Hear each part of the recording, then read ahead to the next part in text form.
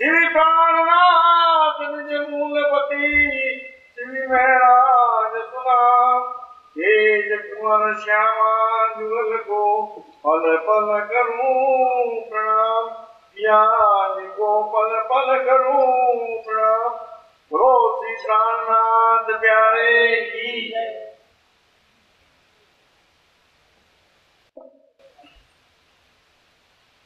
मैं देखा इल्म हक का तो ये सब हुक्म के ख्याल और ना कोई कहूँ बिना हुक्म नूर जमाल बिना हुक्म नूर जमाल। ये गुनाह देखे अपने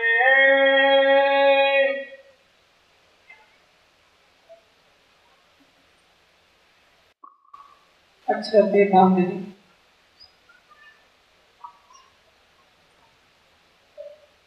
श्री महामती जी के धर्म विद्य से सिंधी वाणी के द्वारा प्रकाश डाल रहे हैं कि इस खेल में आने के बाद हमसे क्या क्या गुनाह हुए। सिंधी के आखिर के जो 3 प्रकरण हैं जिनका हिंदी में अनुवाद आखिर के प्रकरणों में दिया गया है। आशिक की गुनाह, मैं खुदी की पहचान और हुक्म की पहचान। पहला आशिक कौन? जो हमको इस खेल में जगा रहा है, वो है राज्य। और आदम जब ज्ञान का प्रकाश लेकर जागृत हो जाती है तो उसके ऊपर उत्तरदायित्व बन जाता है अपने धाम धनी को प्रेम से रिझाने का। प्रेम से जब रिझाने की तरफ कदम बढ़ा देती है, अब वो आशिक करना शुरू कर देती है। पहले आशिक राज्य और उसके पश्चात आशिक बन जाती है आत्मा।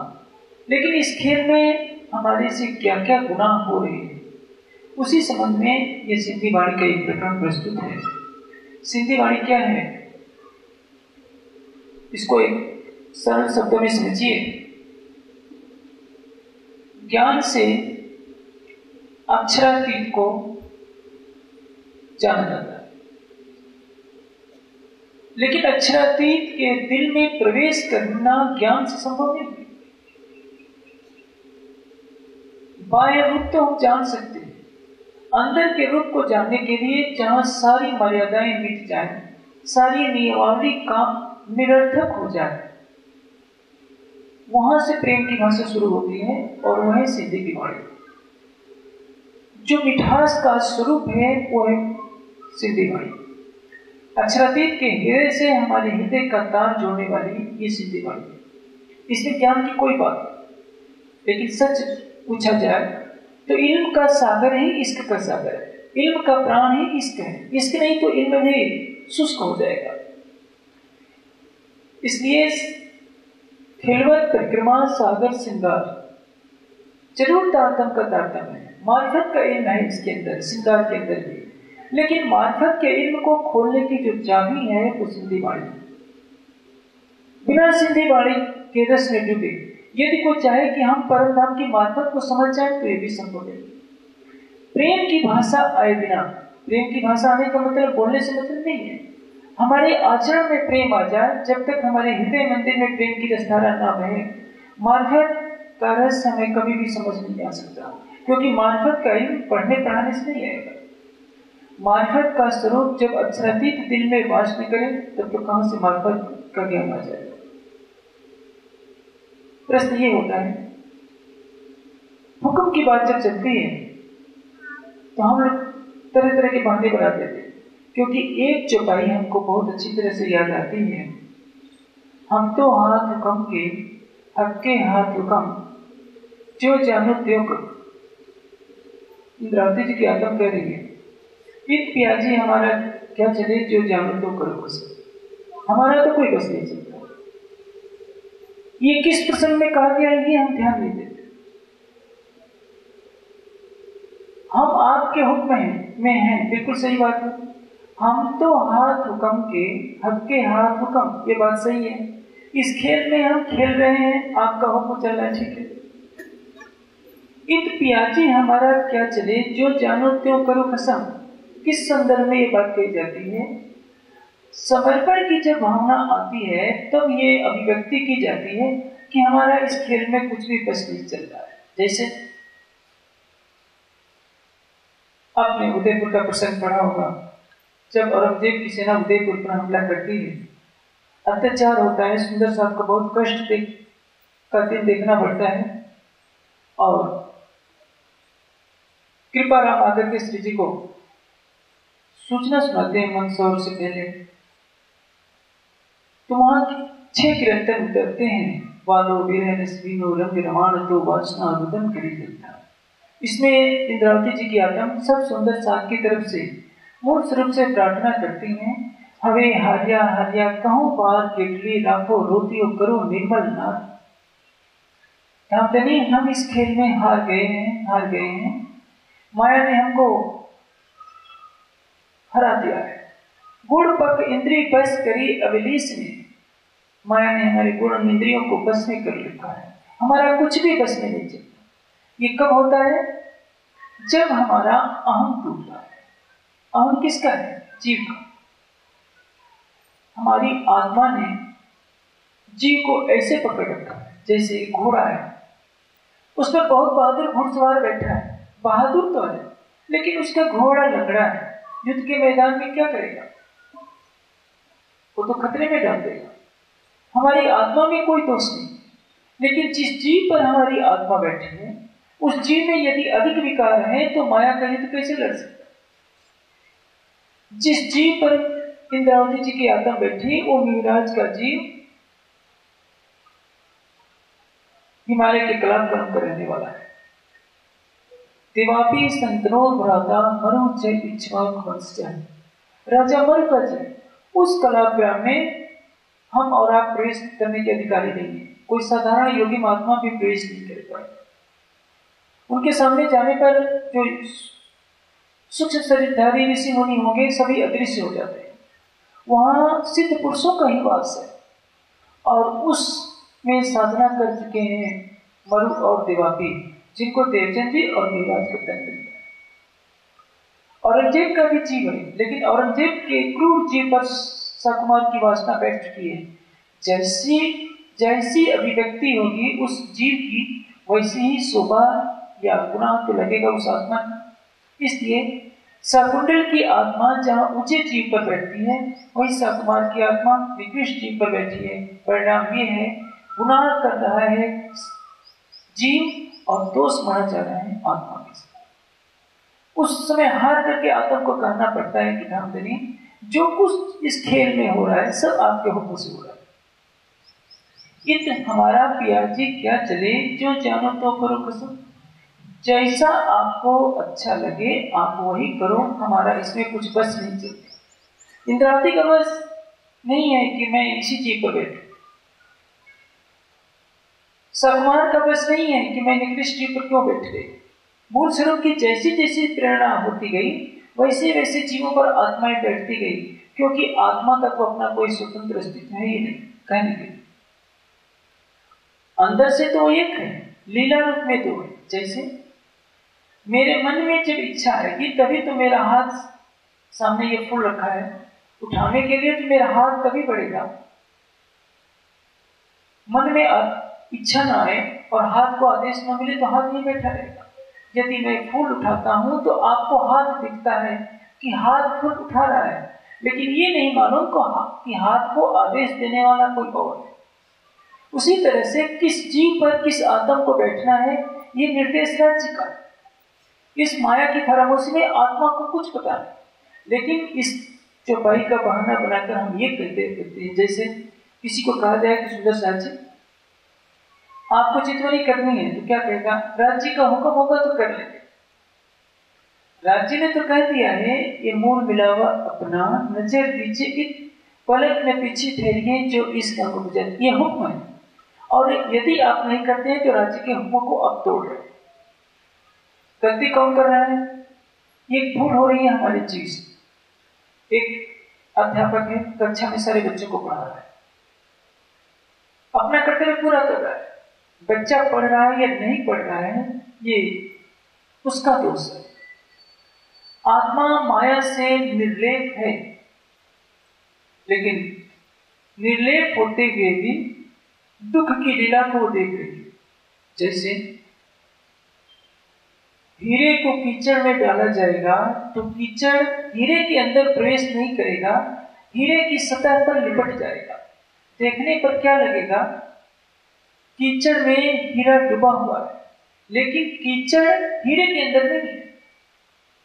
कीचड़ लाख प्रयास करेगा, हीरे को छेद करके हीरे के अंदर प्रवेश नहीं कर सकता। हीरा बार बार कहेगा मैं कीचड़ में डूबा हूं, लेकिन कीचड़ से परे। कमल का फूल पानी में उगेगा, लेकिन पानी से परे रहेगा। फलेगा बढ़ेगा सब पानी से, लेकिन फिर भी बोलेगा कि मैं पानी से परे हूं। जैसे अभी मैंने कहा, हीरे को कीचड़ में लपेट करके जौहरी के पास जाइए, कहिए कि मैं 1 लाख का हीरा लाया हूं, कहेगा कि मेरी दुकान में भी नहीं घुसना क्योंकि तुम्हारे हाथों में तो कीचड़ है। वो कहता है कि नहीं, मैं हीरे लेकर आया हूं, कहेगा कि मुझे तो कीचड़ दिखाई दे रहा है। बस इतनी सी बात है। सकुमार के आत्म के साथ जो गुनाह लग रहा है, किसरी जी के आदेश की भी अवहेलना वो कर रही है। कितने निर्दोष लोगों को तलवार के घाट उतरवा रही है। ये गुनाह जीव का है। आत्मा को कभी भी गुनाह के बंधन में नहीं बांधा जा सकता, लेकिन उसने संगति कर दी। इसको किस दृष्टांत से समझे? जैसे आपने श्रृंगार की टीका में ये बात पढ़ी होगी, मैंने चर्चा के प्रसंग में भी कहा है कि विरह जीव करता है, आत्मा नहीं करती। लेकिन एक चौपाई आती है जिससे विरोधाभास झलकता है। तलफे तारुणी रे दुल्ही को दिल दे। वास्तव में ये दुल्ही शब्द नहीं है, दुल्हे है। तारुणी किसको कहते हैं? अंगना को। तलफे तारुणी रे दुल्ही को दिल दे। मैं इंद्रावती अंगना, मैं इंद्रावती की आत्मा, प्राणेश्वर आपको अपना दिल देकर तड़प रहे। सामान्य अर्थ तो यही हो जाएगा कि इंद्रावती की आत्मा तड़प रही है, लेकिन इसका भाव क्या है? इसको एक दृष्टांत से समझिए। किसी घर में मान लीजिए कोई दुखद घटना हो गई है, किसी को चोट लग गई है या तबीयत ज्यादा खराब हो गई। उसके पास पड़ोसी बैठ करके जो शुभचिंतक है अपनी सहानुभूति प्रकट कर रहा है कि दुखी मत हो, सब ठीक हो जाएगा। दूसरा कोई आता है, कहता है कि तुम दोनों क्यों परेशान हो रहे हो, सब ठीक हो जाएगा। जिसकी तबीयत खराब है वो कोई एक है, उसके साथ जो सहानुभूति जता रहा था वो दूसरा है। दुख उसको नहीं हो रहा है, लेकिन उसके दुख में सांत्वना वो दे रहा है। इसलिए जब तीसरा व्यक्ति आएगा तो दोनों को जोड़ करके बोलेगा। जीव को जब ज्ञान का प्रकाश मिल गया है, वो सुहागिन बनकर के धाम देने को रिझाने लगा है। जीव भी क्या मान लिया है कि मैं परम धाम की आत्मा, और आत्मा जीव के ऊपर जो बैठ कर खेल को देख रही है, वो जीव भाव में ग्रसित होकर दोनों भावों में खोई हुई है। जैसे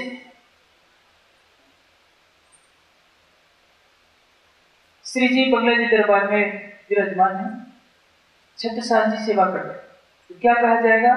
सखी सकुंडल अरज कर। हाथ जोड़ रहे हैं कौन? छत्रसाल जी का तन जोड़ रहा है। जोड़ने का कार्य कौन कर रहा है? जीव। आत्मा उस जीव पर बैठ करके दृष्टा होकर के देख रही है कि सामने श्री जी विराजमान है और किस तरह से प्रणाम किया जा रहा है, किस तरह से अर्जी की जा रही है। आत्मा ने जीव भाव से अपने को बांध लिया, शरीर से अपने को जोड़ लिया। उसके साथ जो कुछ हो रहा है वो आत्मा का माना जा रहा है। जीव ने वाणी का ज्ञान लेकर अपने को आत्म और परात्म से बांध लिया। इसलिए दोनों की अभिव्यक्ति मिली जुली हो जाती है। कीचड़ को जब हीरे पर लपेट दिया जाता है तो लपेटने वाला जानता है कि नहीं, कीचड़ बाहर बाहर लगा है। जौहरी की दुकान पर वो जब जाता है, जौहरी बाहर से देखकर कहता है कि कीचड़ है, हीरा नहीं है। बेचने वाला कहता है कि मैं हीरा बेचने आया हूं, मैं कीचड़ बेचने नहीं आया। बस इतनी सी बात। गुनाह करने वाला हमेशा जीव है, प्रश्न ये है कि जब सबकी आत्मा एक है तो सबके गुनाह समान क्यों नहीं होते? यही कारण है, सबके जीवों के स्वभाव अलग अलग।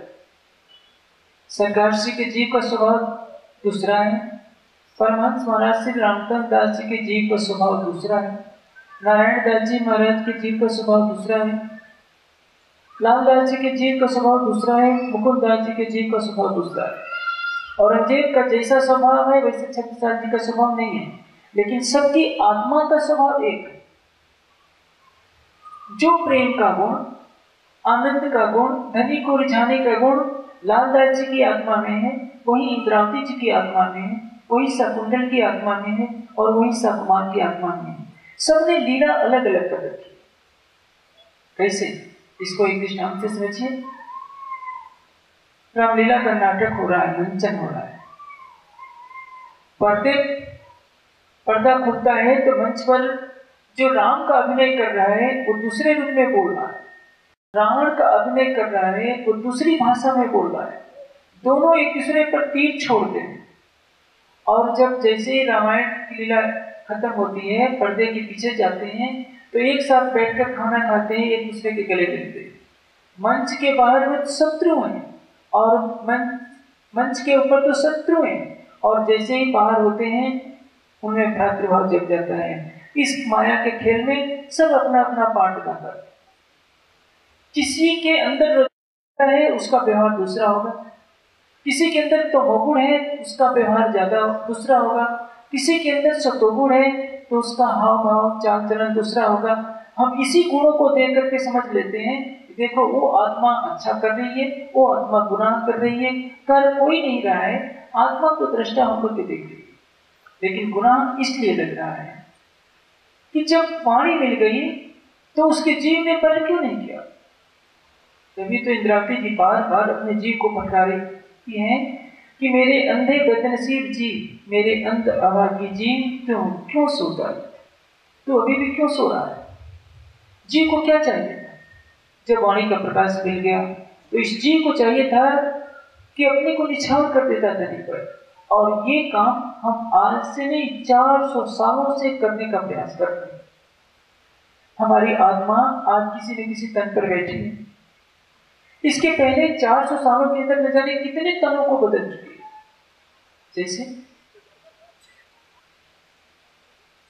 वाणी कहती है 990 मास न हो रसूल का जब रूह अल्लाह से मिसल गाजियों मोमिन उतरीता। श्यामा जी के साथ सब सुंदर साथ आए। देवचंद जी का जन्म होता है 1638 में और मिराज का जन्म होता है 1675 में। तो इसके पहले इंद्रावती की आत्मा क्या कर रहे थे? हवा में तो उड़ नहीं रही होगी, कहीं नहीं किसी तन पर बैठी होगी, उस तन को छोड़ा होगा। लालदास जी का जन्म भी बाद में होता है, छत्रसाल जी का जन्म भी बाद में होता है। आखिर छत्रसाल जी के अंदर शकुंतल की आत्मा किसी पेड़ पर नहीं बैठी होगी, वो किसी जीव के ऊपर बैठकर खेल को देख रही होगी, फिर उसको छोड़ दी होगी। ब्रज में गोपियों के युवा किशोर तनों में परमात्माएं आकर के प्रविष्ट होती हैं। उसी तरह से आत्मा भी जब चाहे तब किसी भी उम्र की अवस्था में प्रवेश कर सकती है। उसके लिए जरूरी नहीं है कि गर्भ में जन्म लेने के बाद नए बच्चे में ही प्रवेश करें। 1712 में श्री देवचंद जी का तन अंतर्धान होता है, उसके कुछ समय के बाद फूलबाई का भी तन छूटता है। 1718 में श्री जी जाते हैं हरजी व्यास के पास संस्थान करने के लिए। रास्ते में उनका विवाह होता है तेजपुरी जी के साथ। कितना अंतराल पड़ा? 6 सालों का। तो ऐसा नहीं कि 6 सालों की कन्या से श्री जी ने विवाह कर लिया। उस समय तेजपुरी की आयु युवावस्था को प्राप्त हो चुकी थी, तभी उनके पिता ने कई बार दबाव डाला था कि तुम विवाह करने के लिए राजी क्यों नहीं। यानी अति सुंदर किशोर अवस्था की कन्या को देखकर अमलावती की वासना ने उस तन को धारण कर लिया था। आत्मा के ऊपर कोई बंधन नहीं। आत्मा कामी, क्रोधी, लोभी, मोही, अहंकारी नहीं है। वो तो जीव के ऊपर बैठ कर देख रही है। आपका जैसा दोस्त होगा उसका गुनाह भी आपके सिर पर माना जाएगा।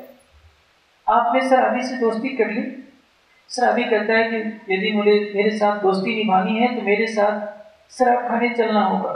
मजबूर हैं आप, चले गए। उधर से शराब के नशे में झुमता हुआ आ रहा है, किसी को गाली दे दिया, जिसको गाली दिया वो क्या करेगा? वो आप दोनों को गाली देगा।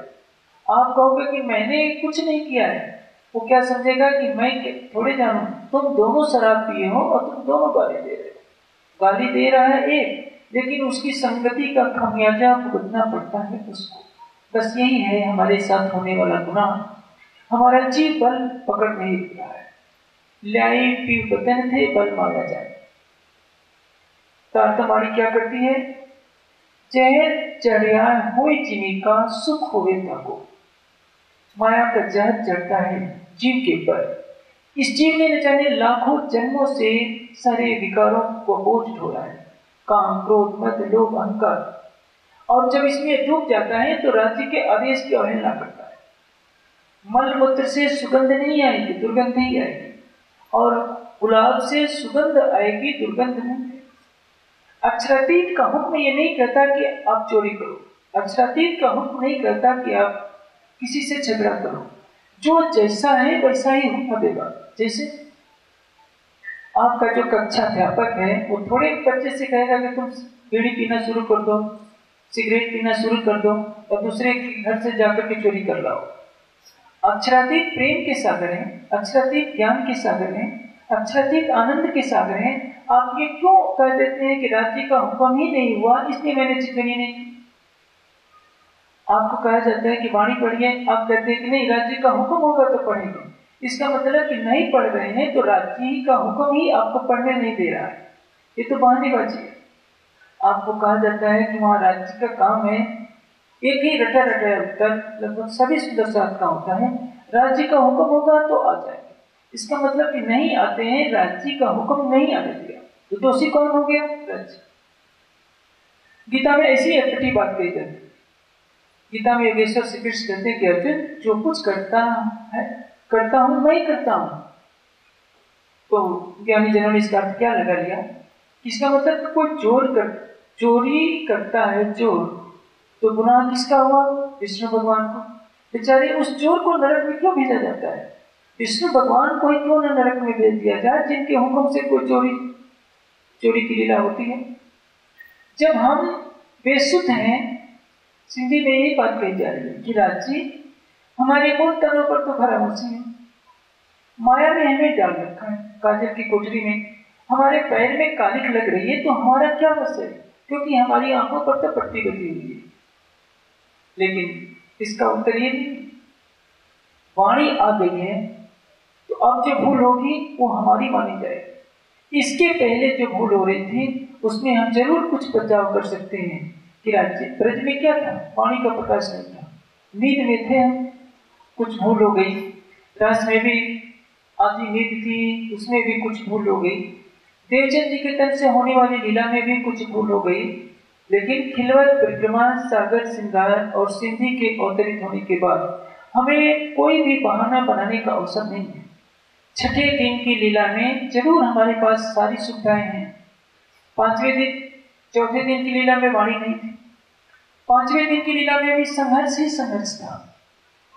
दिल्ली जाते हैं वहां तमाशा, उदयपुर आते हैं वहां तूफान, मंदसौर जाते हैं वहां भी 8 महीने भीख मांगा, औरंगाबाद जाते हैं वहां भी फजियत, रामनगर आते हैं वहां भी समस्याएं, वहां से पैदल चल करके भिक्षा के आधार पर भोजन करते हुए किसी तरह से पन्ना जी पहुंचते हैं, वहां भी लड़ाइयां करें। वाणी उतर रही है, श्री जी के मुखारविंद से परम धाम की अमृतमयी वाणी का रस मिल रहा है। लेकिन आपको तो इकट्ठे एक साथ रात से लेकर क़यामत तमाम तक रस दे दिया गया है, और भी घर में बैठे बैठे आपको मंदसौर की तरह घर घर जाकर भिक्षाम दे नहीं कहना पड़ रहा है। उदयपुर की तरह आपको नहीं कहा जाता है कि सिर भी मुड़वाना पड़ेगा, कान भी फड़वाने पड़ेंगे। रामनगर की तरह आपको कष्ट नहीं देखने पड़ रहे, छिप छिप कर भागना नहीं पड़ रहा है। जंगल जंगल, गांव गांव पैदल धूप शीत वर्षा सहते हुए कुछ कष्ट नहीं देखना पड़ रहा। आपको एसी कमरों में बैठाया गया है, घर पर अच्छे अच्छे भोजन करने को मिल रहे हैं, सगे संबंधी भी मिल रहे हैं। अब आपको केवल ये कह दिया जा रहा है कि सबसे रिश्ता रखो बाहर से, अंदर से रिश्ता रखिए केवल राज्य से। ये हमसे नहीं हो पा रहा है, तो हम एक ही चौपाई रख लिए हैं कि ध्यान देने, इत पियाजी हमारा क्या चले जो जानो तो करो बस। उसका प्रसंग कुछ और है। जैसे एक चौपाई कही जाती है, ये तो बाजी छलकी उल्टी रीत, इनमें सीधा दौड़ के कोई न निकल जाती। ये बात हम तब कहते हैं जब किसी के साथ कुछ छल कपट का काम करना होता है, तो कह देते कि देखो राज्य ने भी तो कहा है कि ये छल की बाजी है, और छल की बाजी में सीधे काम नहीं चलता, इसमें हमें छल का रास्ता अपनाना पड़ता है। इसका अर्थ ये नहीं होता। छल की बाजी, छल किसको कहते हैं? जो है नहीं लेकिन लगे। ये संसार नहीं है। संसार के विषयों से हम सीधे टकराएंगे, दमन करेंगे, तो ज्वालामुखी बन करके वो तृष्णा फूट पड़ सकती है। जैसे आप शुगर के जितने रोगी को देखिए, सब कहेंगे कि हमको डॉक्टर ने मना किया मिठाई नहीं खाने, सामने नहीं खाएंगे। जब देखेंगे कि कोई नहीं देख रहा है, तो अंदर की इच्छा इतनी भड़क उठती है कि ये नहीं चाहेंगे कि ज्यादा से ज्यादा खा लें। वही होता है। ये तो बातचीत छल की। यदि आपने विवेक से संयमित कर लिया अपने को, जलेबी बना रहा है हलवाई, सवेरे से लेकर शाम तक बनाएगा, बेचेगा भी, लेकिन जलेबी उसको ललचा नहीं सकती। और जो मिठाई से दूर रह रहा है, जब वो देखेगा कि कोई नहीं देख रहा है, तो सोचेगा कि एक ही दिन 1 किलो खा लें। क्यों? उसने इच्छाओं का दमन कर रखा है। दमन का परिणाम क्या होता है? ज्वालामुखी का विस्फोट। दमन नहीं, समन। समन का अर्थ क्या है? मन को विवेक के तराजू से संतुलित कर देना। विवेक से समझा दिया कि नहीं, ये निरर्थक चीजें हमें खाना ही नहीं है, देखना ही नहीं है, लेकिन आप देख रहे हो और ललचा रहे हो, तो ये ललच दूसरों को कह रहे हो कि हमें नहीं खाना है, नहीं खाना है, मुंह से कह रहे हैं, मन पर नियंत्रण नहीं है, तो परिणाम क्या होगा? आपका ये दमन ज्वालामुखी बनकर के फूटेगा। यदि आपने समन कर लिया, मन को ही जीत लिया, तो मन इंद्रियों का राजा है। ये जीवा कहेगी कि नहीं, हमें खाना ही नहीं। वही बात कह रहे हैं, ये तो बाजी छलकी उल्टी रीत, इनमें सीधा दौड़ के कोई नहीं किस्सा जी। सीधा दौड़ने का मतलब हठ नहीं करना, दमन न कीजिए, समन कीजिए। सीधा दौड़ना, जैसे सावन भादों की नदी लहरा रही हो, आप धारा की दिशा में सीधे तैरना चाहें तो क्या होगा? तैर नहीं सकते, धारा आपको बाहर ले जाएगी। आप धारा की ऐसी दिशा में तैरना शुरू कीजिए जिससे धारा से टकराव ना हो, तो परिणाम क्या होगा? आप आसानी से तिरछे तैर करके नदी को आसानी से पार कर लेंगे। बस यही बात कही जाती है। सीधा दौड़ने का मतलब सीधा दमन का रास्ता अपनाना। तिरछे दौड़ने का मतलब इनमें सीधा दौड़ के कोई न निकस्या चीज, माया से यदि जीतना है तो आपको समन का रास्ता अपनाना पड़ेगा। बुद्धि को शुद्ध कीजिए, चित्त शुद्ध हो जाएगा। चित्त को शुद्ध कीजिए, मन शुद्ध हो जाएगा। जब मन शुद्ध हो जाएगा तो इंद्रियों पर दमन अपने आप हो जाएगा। जबरन इंद्रियों का दमन करना वो घातक होता है। उसका प्रसंग वही है। और जो हम गुनाह की बात, हुक्म की बात करते हैं, तो ये याद रखिए, वाणी करती है, हुक्म के सिर दोष दे बैठ सके मुँह। वाणी करती है, चलो चलो रे साथ अब बन जाइए धाम। मूल वतन धनिये बताया चित ब्रह्म सृष्टि श्यामा जी श्याम। क्या इस हुक्म को हम मानते हैं? खाना पीना खिन खिन लिया, प्यार अर्श रोहन, पल पल मासूक देखना, यही आहार अस्कर, ये राज्य का आदेश है। क्या इसको हम मानते हैं? राज्य के हर आदेश को हम झुठलाते हैं। राज्य ने तो क्या कहा है? चर्चा सोचो दिन रात।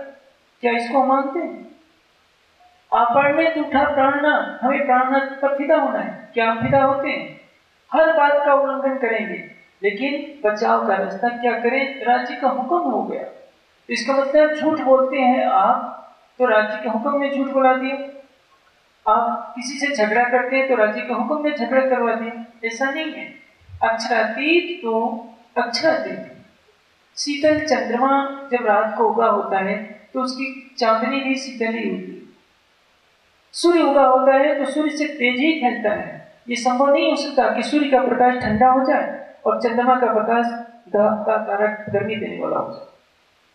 अक्षरातीत के गुण के अनुसार ही अक्षरातीत का हुक्म होगा। जो हम माया के अंदर रहते हुए राज्य से प्रेम नहीं कर पा रहे हैं, राज्य के ऊपर ईमान में कमजोर हो जा रहे हैं, तो ये हमसे माया करवा रहे हैं। धनी नते देवे दुख तिरजेता, जो देखे वचन विचारी जी, दुख अपन को जो होते सो माया करते हमारी जी।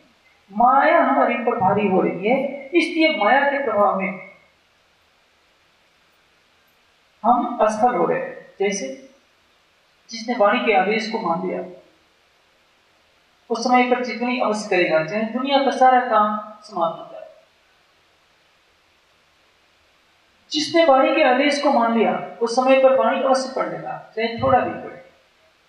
गर्दन कट जाए, लेकिन राज्य के सिवा अपने दिल में किसी अन्य देवी देवता को स्थान नहीं दे सकते। लेकिन यदि हमारा मन कमजोर है, तो चाहे हम भूमिया देवता के आगे झुक जाए, चाहे गणेश जी के आगे झुक जाए, चाहे क्या जो भी देवी देवता होते हैं उनको अपना सब कुछ मान लें, इसमें राज्य के हुक्म से कोई लेना देना नहीं। हम कार्य करने के लिए स्वतंत्र हैं, लेकिन नियम से बंधे हैं। राज्य के हुक्म का उल्लंघन करने की सामर्थ्य किसी में भी नहीं। जहां ये बात कही जाती है कि राज्य का हुक्म ही सब कुछ कर रहा है, उसका भाव कुछ और है। जैसे योगेश्वर श्री कृष्ण कहते हैं कि हे अर्जुन, सब कुछ मैं ही करता हूं। इसका तात्पर्य क्या है? सबके अंदर मेरी ही सत्ता है, मेरी ही सत्ता से ब्रह्मांड चल रहा है। कैसे? इसको एक दृष्टांत से समझिए। इस देश में आप रहते हैं, आप इस देश के संविधान का पालन करते हैं। संविधान को नियंत्रित कर रहा है इस देश का राष्ट्रपति, प्रधानमंत्री, संसद, कुछ भी मान लीजिए। आप संविधान से परे नहीं हैं, आप स्वतंत्र हैं। जो खाएं, जो पिए, जो कुछ बोले, जो सब कुछ करने के लिए स्वतंत्र नहीं है। स्वतंत्र हैं, लेकिन आपकी स्वतंत्रता यदि किसी को पीड़ा देती है तो स्वतंत्रता आपके लिए दंडनीय हो जाएगी। आप अकेले में जाकर बीड़ी पी सकते हैं, लेकिन बीड़ी पीकर जानबूझ के किसी के मुंह पर धुआं छोड़ेंगे तो अपराध माना जाए। आपको भोजन करने का अधिकार है, लेकिन दूसरे का भोजन छीनकर जबरन यदि खाते हैं तो आपको दंड भुगतना पड़ेगा। कोई भी व्यक्ति स्वतंत्र तभी है जब तक उसकी स्वतंत्रता किसी के सुख में बाधित न हो। इसको कहते हैं आदेश। यानी आपने अपराध किया तो दंड भोगना पड़ेगा, लेकिन उस अपराध को करने के लिए आप स्वतंत्र हैं। आपको रास्ता बता दिया गया है कि आपको ये करना है, ये नहीं करना है। अपराध आप कर रहे हैं तो इसके दंडनीय अपराधी आप होंगे। कक्षा अध्यापक ने अपना कोर्स पूरा करा दिया, आपका हृदय भीग गया हो, उसको कहते हैं चिंतन, जिसमें आत्मा अपने प्राण प्रीतम को देखना चाहती है। जहां दीदार होता है वहां ज्ञान की तराजू नहीं रखी जा सकती कि ये चीज ऐसी है, ये चीज ऐसी है। इसलिए धनी ने क्या कर दिया? लाओ प्यार, करो दीदार। प्रेम लाइए और अपने हृदय मंदिर में प्रीतम का दीदार।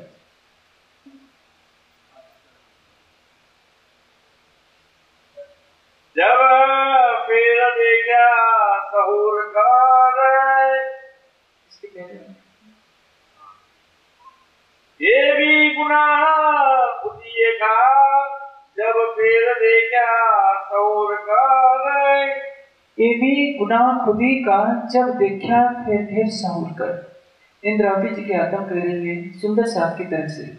सिंधी की विशेषता ये है कि सिंधी वाणी कही गई है महावती जी के तरफ से। इंद्रावती जी कह रही हैं कि राजी मुझे आप दिखाई नहीं दे रहे, मेरे से आप बातें नहीं कर रहे।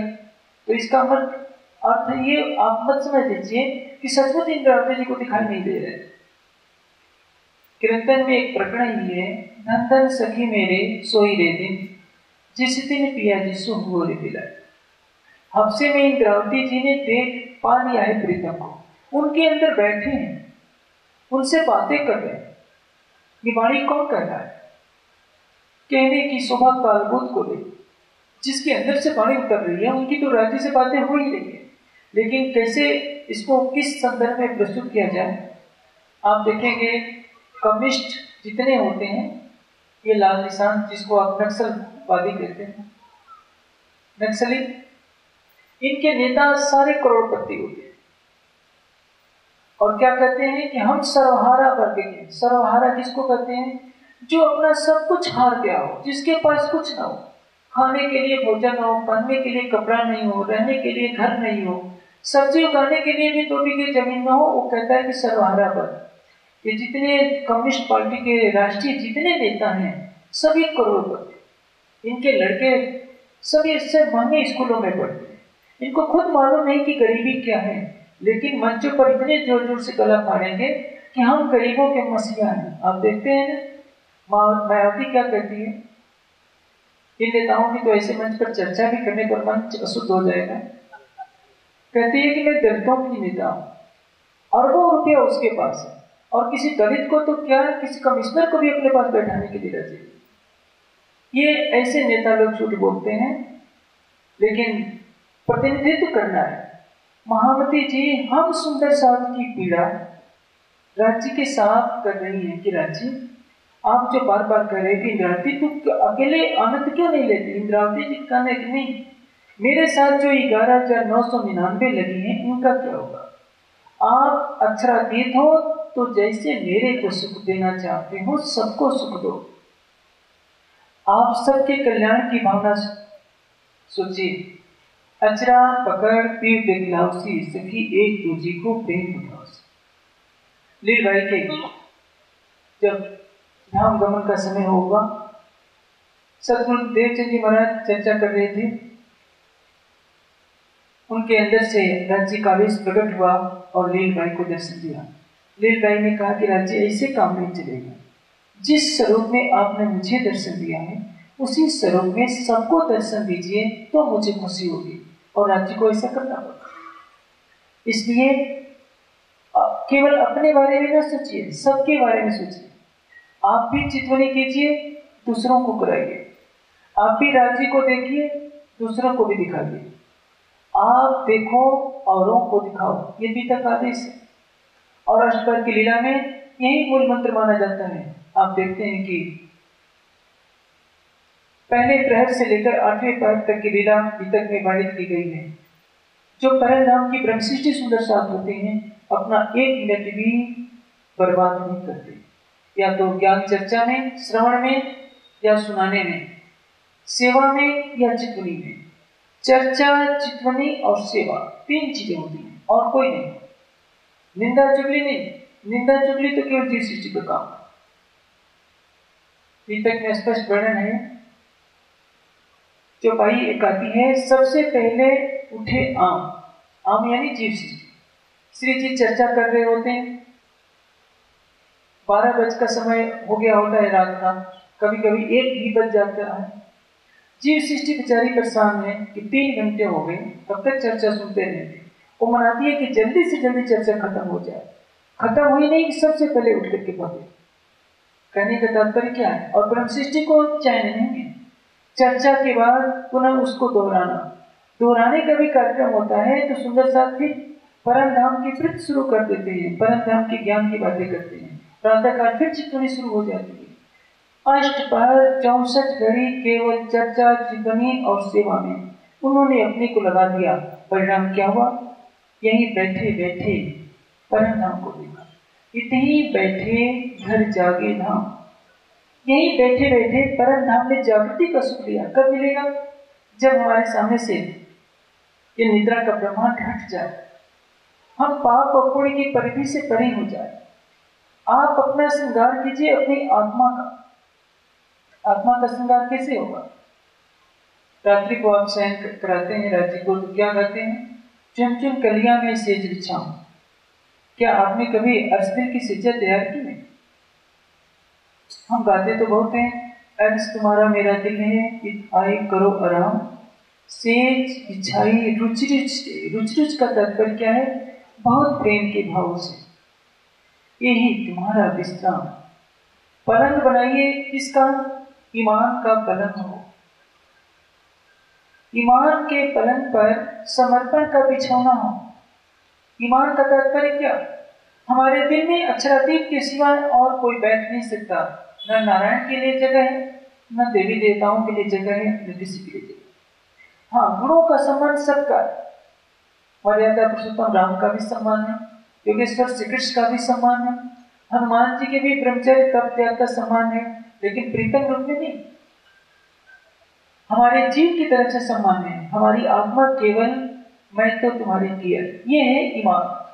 ईमान के पलंग पर समर्पण का बिछौना। तकिया किसका हो? सील का। सील किसको कहते हैं?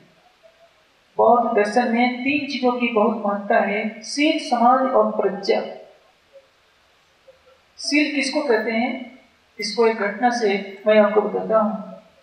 एक बार देवराज इंद्र ब्राह्मण का वेश धारण कर प्रहलाद के पास गए, क्योंकि वो प्रहलाद से युद्ध में जीत नहीं पा रहे थे।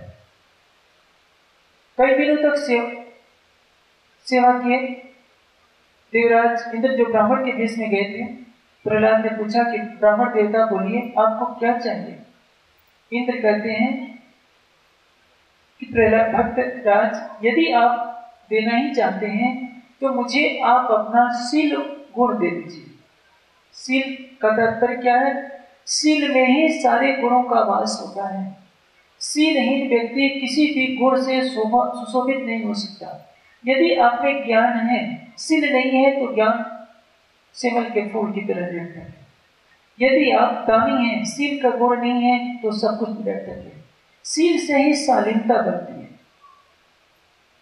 शालीन किसको कहते हैं? आपके पास स्वरूप है लेकिन अहम नहीं, माधुरता का रस लपेटे हुए। विद्या है लेकिन विद्या का अहम नहीं है। धनवान है लेकिन हाथ जोड़े खड़े रहते हैं कि ये धन मेरा नहीं है। इसको कहते हैं सील। और जिसने इस सील गुण को अपना लिया उसने सबसे बड़ी दौलत पा ली। सील का तकिया हो, उस समर्पण के बिछौने पर फूल किसके बिखरे गए हो? विरह के फूल। विरह व्यथा में अश्रु बहाकर जल में तूने कर डाला। विरह के फूलों से यदि वो सजाई गई है तो अक्षरातीत अपनी सारी शक्ति लगा दे कि मैं इस पर न बैठूं, उनके लिए भी संभव नहीं होगा। लेकिन ये 4 चीजें आपको चाहिए। पहले नंबर पर ईमान, दूसरे नंबर पर समर्पण, तीसरे नंबर पर सील और चौथे नंबर पर विरह।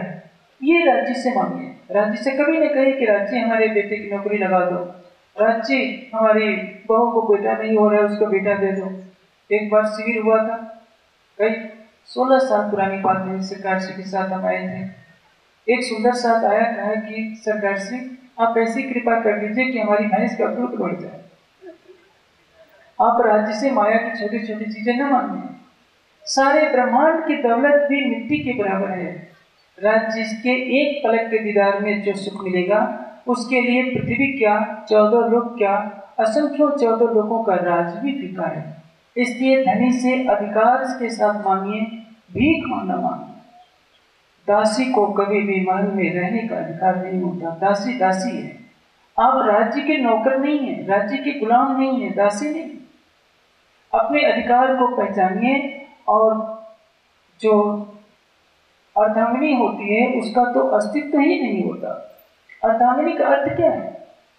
पति का आधा, उसके बिना वो भी अधूरा है। परम धाम की परमात्माओं की सुरता इस खेल में आ गई तो क्या परम धाम की लीला चल रही है? राज्य भी किसके साथ लीला करेंगे? इसलिए परम धाम में सब कुछ लीला खामोशी के अंदर है। इसमें ब्रह्मात्माओं के बिना परम धाम की लीला अधूरी है। आप ये समझिए, न हम राजा हैं, न रंक हैं, न पापी हैं, न पुण्यात्मा हैं, न दुखी हैं, न सुखी हैं। जो है धनी के तन है और उन्हीं भावों से अपनी आत्मा का श्रृंगार करके अपने दिल में धनी को बसाइए। आपके दिल में पल पल धाम धनी की शोभा विराजे। यही सब सुंदर से आपके लिए मेरी कामना आपसे करते हैं। जब फिर देखा सौर करे, जब फिर देखा सौर करे, ये गुना देखे अपने, ये गुना देखे अपने। जब देखा दिल धरे, जब देखा दिल धरे, ये भी गुना खुदिएगा, ये भी गुना खुदिएगा। जब फिर देखा सौर करे, जब फेर देखा सहूर करे। जब फिर देखा और कार, बोलो श्री प्राणनाथ प्यारे की। अधिक जानकारी के लिए देखें www.spjin.org।